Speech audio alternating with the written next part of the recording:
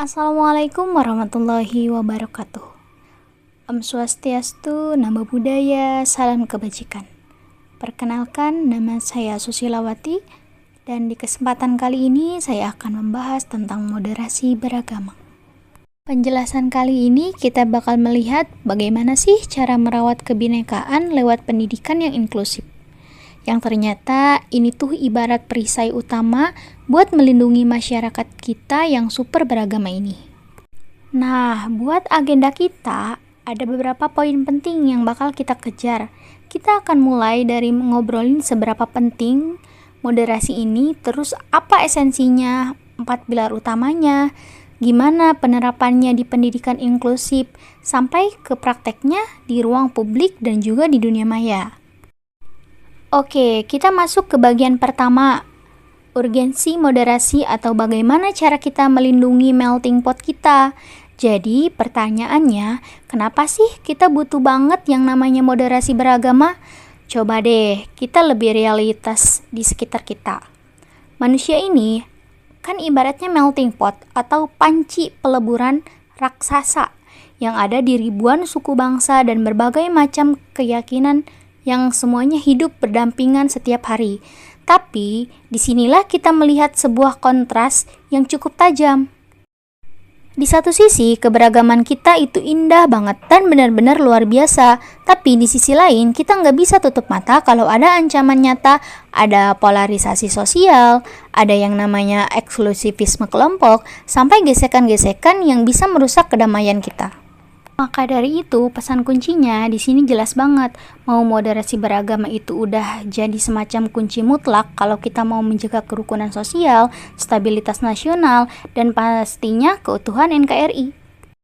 Lanjut ke bagian kedua, kita akan coba mendefinisikan ulang pendekatan kita tentang esensi dari moderasi itu sendiri. Pasti banyak yang nanya, sebenarnya apa sih moderasi beragama itu? Sederhananya, ini adalah tentang cara pandang, sikap, dan gimana praktik beragama kita dalam kehidupan sehari-hari bareng orang lain. Nah, poin pentingnya di sini sama sekali bukan buat mengurangi atau mengkompromikan keyakinan teologis kita. Justru ini tentang gimana kita mewujudkan esensi ajaran agama kita untuk melindungi martabat sesama manusia dan membangun kebaikan bersama. Nah, perhatiin deh perbedaan yang satu ini. Karena ini krusial banget. Yang kita moderasi itu adalah cara kita beragama, bukan agamanya itu sendiri. Jadi, jangan salah kaprah ya. Kenapa? Karena pada dasarnya semua agama itu kan emang udah diajarin kedamaian. Jadi, yang perlu dijaga agar selalu seimbang ya manusianya.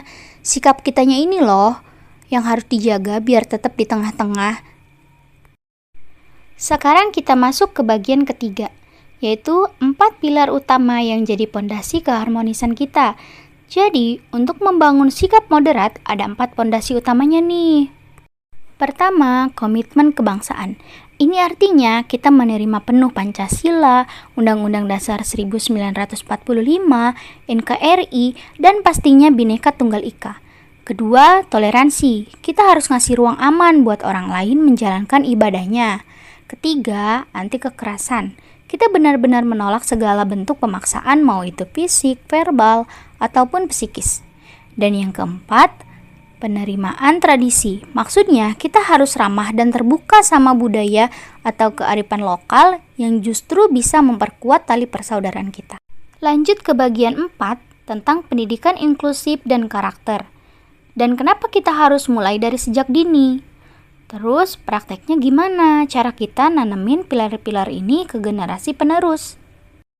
Langkah awalnya kita bisa mulai dengan ngebangun dialog yang inklusif, kayak ngajarin anak-anak atau peserta didik buat menghargai tetangganya yang berbeda. Kita juga harus tegas nolak stigma atau bullying yang bawa-bawa unsur sara. Ajarin mereka buat nilai orang lain dari karakter personalnya, bukan cuma nempel label dari suku atau kelompok mana orang itu berasal. Intinya, kedepankan konfirmasi daripada langsung curiga dan berani bersuara buat ngentiin ejekan di ruang sosial. Nggak cuma itu, dari materi ini juga ditekankan kalau kita perlu menanamkan 4 nilai karakter inti, yaitu religius, jujur, toleran, dan disiplin. Karena pendidikan itu kan sebenarnya bukan cuma soal ngejar nilai akademis yang tinggi, tapi gimana caranya kita bisa nyelarasin pertumbuhan spiritual pribadi dengan sikap toleran sosial yang tinggi. Nilai-nilai ini yang akhirnya bisa bikin ilmu pengetahuan selaras sama akhlak yang baik. Oke, sekarang kita masuk ke bagian 5, aplikasi di ruang publik.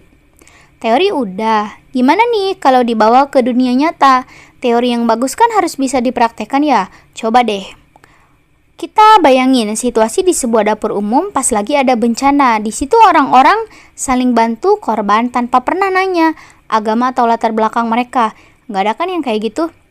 Saat krisis melanda, empati manusia itu otomatis langsung ngelewatin semua batas dogmatis, dan itulah wujud nyata dari indahnya berbagi lewat moderasi. Nah, kalau di rutinitas kita sehari-hari, kayak di dunia kerja, moderasi itu wujudnya berupa pelayanan publik yang adil buat siapa aja tanpa ada diskriminasi sedikit pun. Kalau di lingkungan masyarakat, ya, kita aktif ikut gotong royong, pos ronda, atau program kemanusiaan di kampung tanpa sibuk ngebangun tembok atau sekat-sekat dogmatis sama tetangga kita. Bagian ke-6, teladan digital. Gimana caranya kita mempraktekkan moderasi di dunia maya? Sekarang mari kita bicarakan tempat di mana provokasi biasanya paling cepat nyebar, yaitu internet. Pertanyaannya, gimana sih setiap dari kita bisa jadi pahlawan atau influencer perdamaian di era digital ini? Di zaman dimana semua orang terhubung, kita semua punya kekuatan loh. Anda nggak butuh jutaan followers buat bawa perubahan karena pada dasarnya setiap warga negara adalah influencer di lingkungan sosial medianya masing-masing. Nilai-nilai kedamaian ini harus banget tercermin di media sosial kita. Caranya, kita biasakan yang namanya tradisi tabayun. Jadi, kalau dapat konten keagamaan atau isu sosial baru, ya diverifikasi dan dikonfirmasi dulu sebelum di-share ke grup keluarga. Dengan langkah sederhana ini, kita secara aktif sudah memutuskan isu penyebaran hoax. Kita harus berani bilang enggak untuk ikut menyebarkan narasi-narasi kebencian dan mulai lebih sering membagikan cerita-cerita yang damai. Ada kutipan menarik dari materi ini yang benar-benar merangkum semua pembahasan kita hari ini. Intinya begini, pendidikan dan ilmu yang setinggi langit sekalipun, kalau nggak dibarengi sama sikap yang moderat, pada akhirnya cuma akan melahirkan kepintaran yang memecah belah. Jadi, yuk kita jadi pribadi yang merangkul, bukan memukul, yang membina, bukan malah menghina. Sebagai penutup, saya mau ninggalin satu pertanyaan nih buat teman-teman renungkan. Setelah selesai mendengarkan penjelasan ini, mau nggak teman-teman ambil bagian buat nerapin nilai-nilai yang udah kita bahas tadi? Mari kita sama-sama mewujudkan lingkungan kita, rumah kita, sekolah, dan bangsa kita ini menjadi laboratorium toleransi yang terbaik di dunia. Assalamualaikum warahmatullahi wabarakatuh.